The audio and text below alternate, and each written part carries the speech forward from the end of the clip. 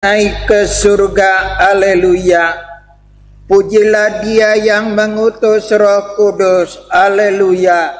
Pujilah Dia yang menjadi pengharapan kehidupan. Haleluya. Saudara-saudari kekasih sekalian, bagaimana kiranya dapat diwartakan makna Yesus naik ke surga pada masa corona sekarang ini? Ada catur warta dari iman dasar umat Katolik dan Kristen. Itulah yang menjadi dasar dari hidup beragama, hidup memasyarakat, dan hidup bertakwa di hadapan Tuhan. Yang pertama ialah bahwa Kristus telah wafat di salib untuk keselamatan kita. Ia taat dan meneteskan air darah sampai tetes terakhir untuk kita, untuk memberi kehidupan kepada kita. Yang kedua, ia telah bangkit dari antara orang mati, dan itu menjadi jaminan bagi kita. Boleh kita menderita, boleh kita diserang oleh penyakit, boleh kita juga mendapat kedukaan. Tapi satu hal, dan ini khusus untuk orang Kristen dan Islam, nanti kita akan dibangkitkan. Dan itu menjadi jaminan dari segala derita di dunia ini mengenai Tuhan. Yang ketiga ialah bahwa Kristus sekarang naik ke surga untuk menjaminkan dua hal. Pertama adalah untuk menjaminkan bahwa nanti Roh Kudus akan turun atas kita. Yang kedua ialah agar kita dijaminkan tidak pernah putus asa, senantiasa dalam kegembiraan kebangkitan. Dan kita harus mewartakan kabar gembira Tuhan seperti kata Injil pada hari ini. Pergilah ke seluruh dunia, wartakanlah Injil kepada segala bangsa.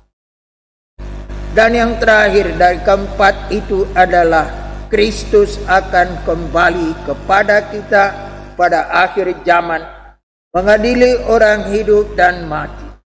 Inilah 4 pilar kebenaran dan warta Kristen yang tak dapat dihilangkan dari manapun juga. Dalam arti itu, bagaimana kita dapat merayakan dan dapat juga memperingati dan membuat tekad pada masa kenaikan Tuhan. Dalam kondisi corona sekarang ini, paling tepat kita merenungkan salah satu dari 4 kebenaran dasar itu. Kristus menderita sampai mati di salib untuk kita. Di sana ada beberapa pemikiran yang baik kita lakukan. Barang siapa hendak mengikuti Tuhan, pertama itu harus berani menderita karena Tuhan dan karena sesama. Barang siapa mau mengatakan dia Kristen, dari kata Kristus, dia harus tetap siap untuk menderita bersama Tuhan demi sesama dan demi Tuhan. Dan yang kedua adalah bahwa kita harus mencoba keluar dari kematian itu sebagaimana Kristus untuk menuju kebangkitan. Dan untuk menuju kebangkitan ini kita juga harus berlatih. Bagaimana kita cara hidup kita di dunia ini, baik dalam berkehidupan kemasyarakatan maupun dalam kehidupan kenegaraan maupun dalam kehidupan kewargaan dunia. Dan di sana kita harus membuktikan bahwa kita berani berkata bersama Tuhan, Tuhan, kemanapun kau pergi, entah sampai kematian, kami adalah murid setia, kami mengikutimu, sebab engkaulah yang menjaminkan kebangkitan. Saudara-saudari kekasih sekalian, kalau inilah dasar teologinya, Bagaimana kita dapat mengamalkannya pada masa corona sekarang ini? Juga dalam kebenaran itu bahwa Tuhan demi kemenangannya telah naik ke surga untuk mengutus Roh Kudus, Roh penyelamatan. Maka hal itu baik kita berpikir sejenak bersama dengan Santa Faustina dalam kerahiman ilahi. Berpikir sejenak tentang Sri Paus Fransiskus sekarang ini dan Laudato Si'nya.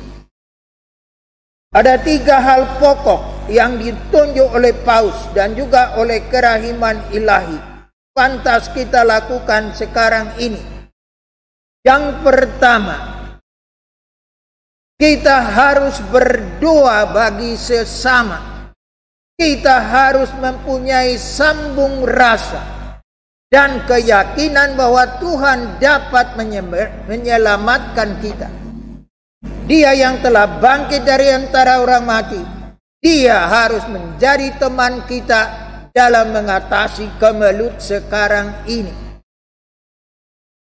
Maka doa-doa kita haruslah didasarkan atas penyelamatan dari Yesus Kristus, Dia yang telah menderita dan Ia menyerahkan nyawanya untuk keselamatan kita. Maka kita pun harus berdoa bagi sesama kita untuk keselamatan sesama kita dan pujian kepada Allah. Saatnya sekarang untuk bersama dengan Sri Paus mendoakan saudara-saudara yang berada dalam cobaan dan dalam keputusasaan. Juga kita harus berdoa bagi jiwa-jiwa yang ada di api pencucian. Dan yang kedua, seturut anjuran Sri Paus dan juga dari kerahiman ilahi, kita harus berani berkurban demi Tuhan dan demi sesama. Dalam arti itu, kita harus berani berkata, apapun akan kami buat, kalau itu berguna bagi kemuliaan nama-Mu ya Tuhan, kalau itu berguna bagi keselamatan sesama kami. Dalam hal inilah kita harus melakukan pertobatan. Kita harus melakukan penderitaan. Kita harus melakukan keugaharian dan mati raga bersama dengan anjuran Paus ini. Ada beberapa unsur dari kematiragaan kita. Yang pertama itu bahwa kita berani juga menahan diri, tidak berfoya-foya dalam makan dalam keadaan sekarang ini. Yang kedua, kita juga hendak menghemat belanja kita untuk menolong orang-orang lain yang sangat menderita zaman ini. Yang ketiga, kita harus berani mendatangi mereka dan mengulurkan bantuan kita. Dalam arti itu kita mengikuti Tuhan. Dia taat bahkan sampai mati untuk keselamatan kita. Dan yang ketiga, kita harus berbuat amal. Berbuat cinta kasih. Kita harus mengembangkan seperti dikatakan oleh Sri Paus. Perbuatan kita diukur dengan kekristenan kita apabila kita berani berkurban dan beramal demi sesama. Apabila kita berani berbuat sesuatu yang baik dan tidak mengganggu kepada keadaan yang sangat genting sekarang ini. Maka dalam hal itu ada beberapa hal pantas kita kenakan. Yang pertama, kita tidak boleh menyebarkan kabar-kabar buruk, hoax dan sebagainya. Dan mari kita bersolidaritas dengan seluruh rakyat yang merasa tertekan. Tidak ada gunanya lagi sekarang mulai menakut-nakuti dan mulai membuat kabar-kabar yang mengerikan. Tidak ada gunanya sekarang lagi untuk membuat hoax. Tidak ada gunanya sekarang untuk menakut-takuti orang. Yang dibutuhkan adalah sambung rasa Kristus, berani menyatu dengan orang menderita dan mencoba membangkitkan mereka. Yang kedua ialah bahwa kita harus berani menjaga perbuatan baik kita kepada semua orang sekarang. Dari puasa, dari bertarak, dari upaya kita untuk mencari dana. Bagaimana sekarang dari Karitas KWI Karina telah disalurkan 2,5 M untuk menolong orang-orang PC yang membuat permohonan. Maka kita pun pada tingkat keuskupan, dan kita beruntung ada kelompok itu KBG. Mari kita renungkan sejenak. Malapetaka sekarang ini tidak hanya merupakan malapetaka, tetapi juga merupakan kesempatan. Kesempatan untuk beberapa hal. Pertama, kesempatan untuk mengasah iman kita.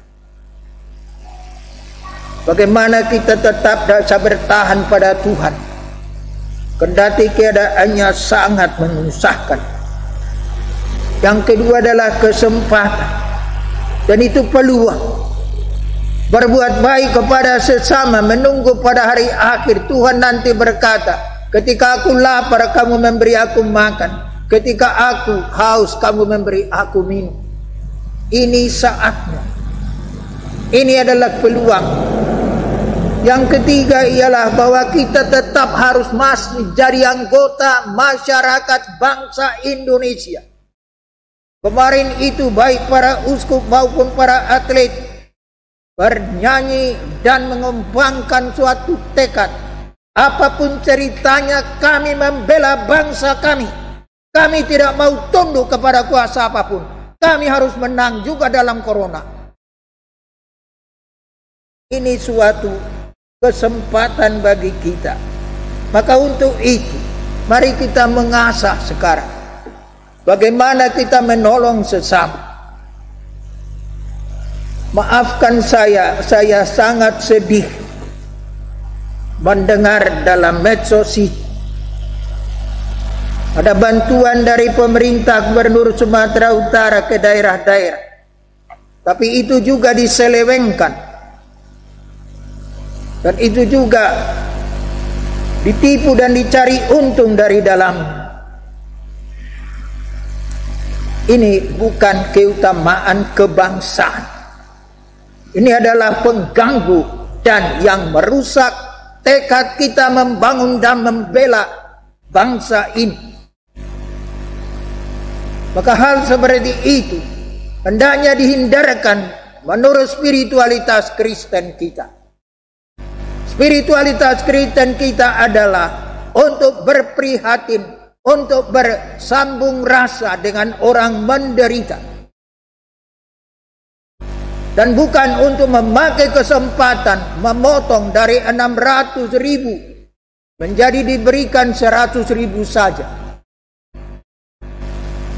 Ini bukan spiritualitas Kristen, dan sayang kesempatan emas untuk beramal digunakan untuk kesempatan berbuat salah. Maka inilah keutamaan kita juga pada hari kenaikan Tuhan ini. Bagaimana kita menggunakan kesempatan ini bukan untuk merosot, tapi untuk bangkit. Bagaimana kita bersama dengan solidaritas kepada sesama, pertama anggota KBG, dan kedua sesama penduduk di tempat kita berada, seperti khotbah dari Uskup Agung Semarang. Kita terpanggil untuk menolong orang yang juga di luar kekristenan, untuk membawa penebusan dan keselamatan. Saudara, beginilah kita hendaknya memakai kesempatan sekarang, dan bukan menjadi pembangkang-pembangkang, apalagi perusak arah keutamaan kita. Mari kita berkata, bersama Engkau Tuhan, yang telah wafat dan bangkit dan akan mengutus Roh Kudus. Kami pun mau mengikuti semangatmu, berani berkorban, tapi kami dipastikan ke dalam masa depan kami beroleh kemajuan dan kehidupan. Marilah kita bersyukur kepada Tuhan karena kita boleh mengamalkan perintah-Nya. Marilah kita berkata, terpujilah Engkau ya Tuhan naik ke surga untuk mengutus Roh Kudus. Marilah kita berkata, terpuji Engkau Tuhan yang untuk menegaskan kebangkitan, bukan kematian dalam seluruh jenjang hidup kami. Terpujilah Engkau ya Tuhan karena Engkau telah berkata, aku beserta kamu sampai akhir zaman.